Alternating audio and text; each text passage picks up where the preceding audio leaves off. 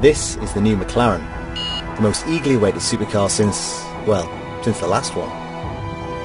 17 years on from launch, the McLaren F1 is still held up as a supercar benchmark, thanks to its pioneering use of composites, its usability, remember that 3-seat layout and central driving position, and of course, its speed.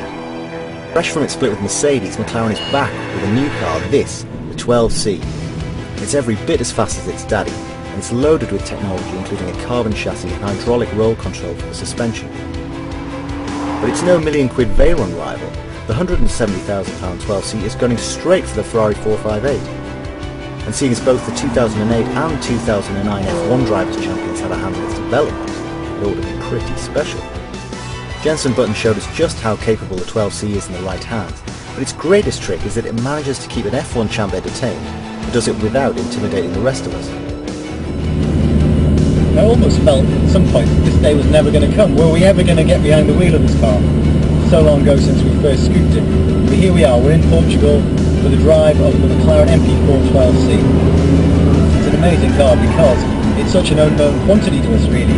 If you drive a new Golf at a launch, then well, you know it's going to feel pretty much like the last Golf plus 15%. This car, well, it's all new, isn't it? There's nothing, there's no benchmark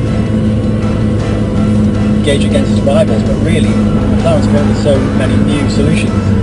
So what's new? Well, it's got a 3.8 litre twin turbo V8, it's a flat plane crank like Ferraris, which means it revs to 8,500. It's not your average turbo engine, and it is really quick too. McLaren say that it's closer in performance to a Veyron than it is to a Ferrari 458. The figures don't really convey that, well, not the 0-62s anyway. This will do it in 3.3 seconds with the standard tyres, 3.1 with the Corsa tyres.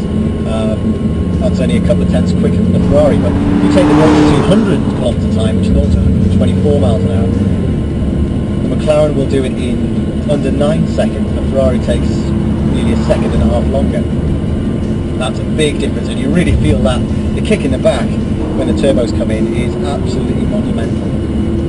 As well, the blend of ride and handling is really impressive too. A lot of that is down to the new hydraulic suspension system. They've junked the anti-roll bars of the traditional car and they put this interconnected hydraulic system, a bit like an advanced Austin 1100 in there, and it means that when you're not in the mood, this car cushions bumps like 5 Series.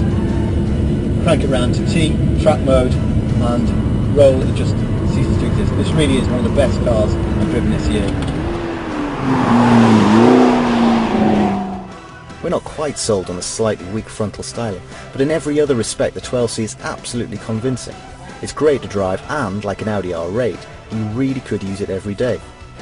It'll take a twin test to make us certain, but it looks like the incredible Ferrari 458 has just met its match.